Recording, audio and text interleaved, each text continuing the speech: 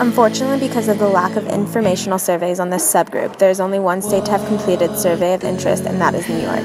So here are the statistics on discrimination against transgendered individuals.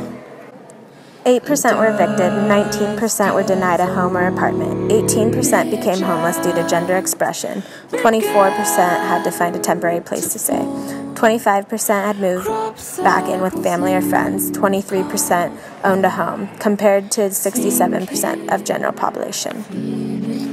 75% in grades K through 12 reported harassment, 35% physical assault, 12% sexual violence, and 14% left school after prolonged harassment.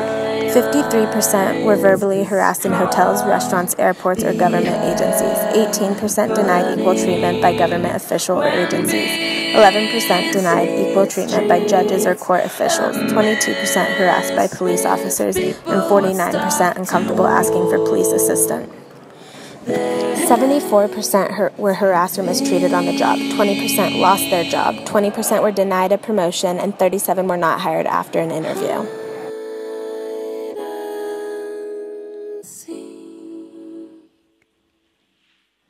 All right, hi. My name is Zach, and I just have a few questions for you. Sure. Pertaining to transgenders. Do you know what a transgender is? Is that a car that's got a new transmission in it? No. Transgenders, are those people who may biologically be one sex while they feel like they're another sex? Yes. As far as I know, transgender is anyone who is in the process or has completed the process of changing their biological gender to the gender that they feel that they were born. When you're a physical gender or a physical sex but see yourself as the opposite gender. I define transgender as a person who feels like they were born in the incorrect biological body and they don't feel like their standards based on the sex that they've been assigned necessarily match the way they feel about themselves and their gender identity. Transgender, I would define it as being like one gender and having the body parts of another. Dictionary.com says transgender is a person appearing or attempting to be a member of the opposite sex as a transsexual or a habitual cross-dresser. Do you agree with that?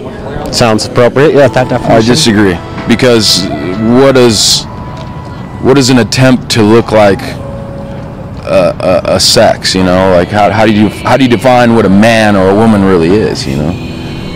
Very right. Say that again? I said I don't think that they should put cross-dresser on there. I don't know, for me, just personally, cross-dresser I take as like a demeaning term, because when I grew up, that's how we weren't like in school supposed to cross-dress, because they made it seem like it was unacceptable, and so I wouldn't put that on there because I don't see them as being unacceptable. It's not like deviant. Yeah, I don't want to push them down, so that's how I see that. What is your opinion of individuals who claim to be transgender? It's their own opinion. If they want to be that way, they can. I have no bias towards, or not towards them. I mean, they're people just like us. Why not let them be? Just a transgender person in general? Yes. I mean, I have quite a few friends right now who are transgender individuals, and I feel like learning about their experience, it's been pretty eye-opening, and I guess the definition reminds me of just, I mean, it's their life, like, it's who they are, it's a part of them, and I think people think of it as, like, I mean, similar to, like, gay oppression, like, a way to get attention, or, like, I mean, people just see it as, like, a very superficial thing, and it's not that easy. I think that habitual cross-dressing, and like you were saying, I don't think that's accurate, because it's subject to the person, obviously. I think transgender can be different things to different people, but I think for the most part, people who identify that way feel that way very strongly, and it's a major part of them. So, okay. So I guess I just feel like I've learned to be very accepting and see it as part of who they are, and not necessarily their whole identity too, right. You know? Well, if that's the label that they choose and that's the label that they want to take on, I'm all for it, you know. And it also helps us identify their uniqueness. So, you know, it gives us a little bit of information as to who they are or who they want to be. I think it's kind of icky just as a person. The idea is kind of repulsive. I have a psychology class right now. Actually, we studied this, and I won't say it changed my view on it, but made me more sensitive to the fact that there's probably something that's not totally working as you'd normally expect it to be working up there. I guess I don't really have a particular opinion of them as a different group. I mean, they definitely have their right. I don't think they're different than anyone else, you know. Right. I think that's a really unfortunate affliction to be born with, as far as it must be really, really difficult to find their place in society, but that's not their fault. That's society's fault, in my opinion. I agree. How would you feel with a transgender sharing a restroom with you? That wouldn't bother me at all. No. Do you think schools should accommodate individuals who are transgender? Yeah, because like I said, there are people just like me and you. They do have a brain, so they obviously think of problem-solving ways. Schools have the little fine print on the bottom of their contract saying they are not biased towards sexual orientation, religion, race, or any other stuff. So why not, have that same saying in that fine print? That's very nice. I've never read that fine print. So.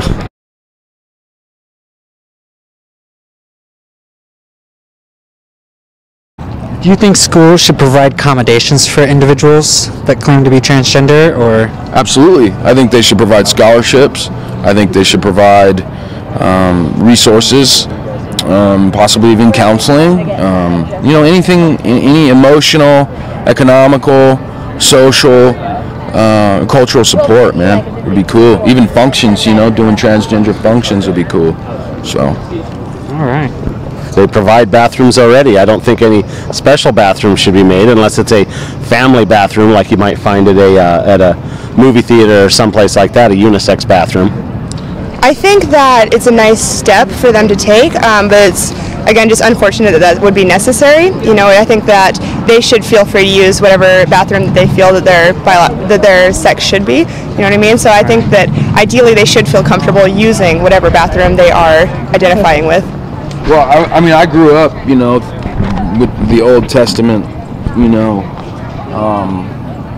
background, men and women, and, the Judeo-Christian, belief, but that's been changed because, people are people, and we should love everyone.